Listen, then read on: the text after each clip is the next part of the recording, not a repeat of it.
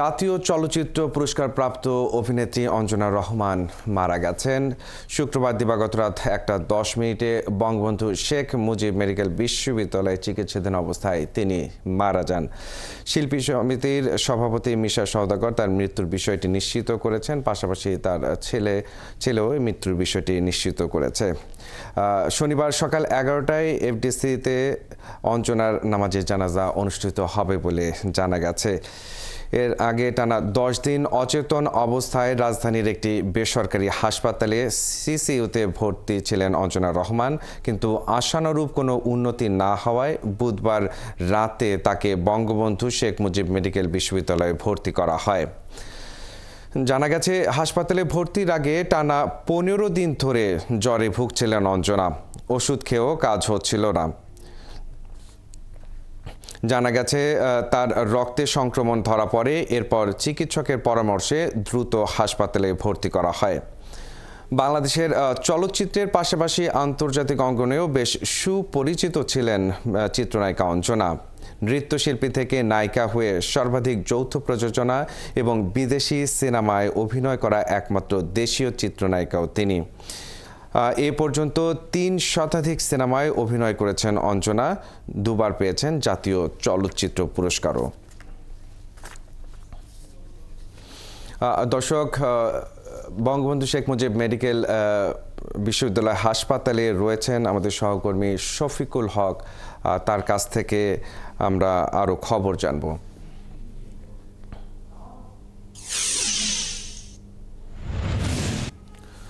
শফিকুল, চিত্রনায়িকা অঞ্জনা রহমানের মৃত্যুর পরে তার শুভাকাঙ্ক্ষীরা অনেকেই আসছেন হাসপাতালে, সেখানকার খবর জানাবেন আমাদের।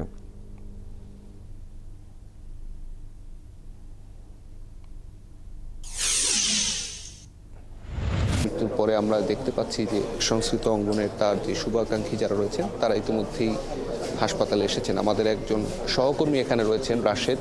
আমরা একটু রাশেদের সাথে কথা বলতে চাই যে এখন পর্যন্ত কতদূর কি আপনারা জানতে পেরেছেন, জানাজা কখন কি হবে, শুভানুধ্যায়ী কে কে এখানে এসেছেন, একটু বিস্তারিত যদি আপনি বলেন।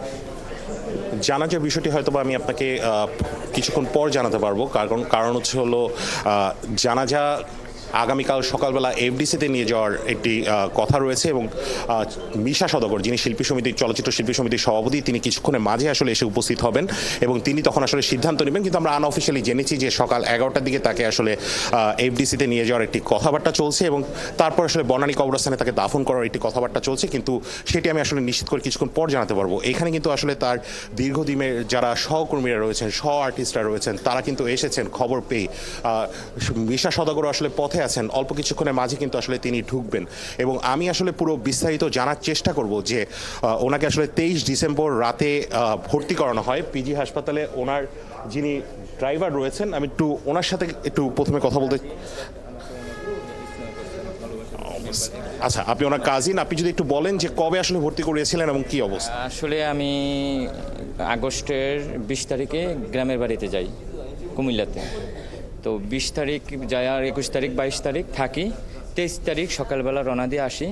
12টার দিকে আমি ইউনাইট হসপিটালে নিয়ে যাই, ওনার ছেলে আর আমি মনি। ইউনাইটে নিচ্ছি, আপনার আসার সাথে সাথে ইউনাইটে নিয়ে গেছি।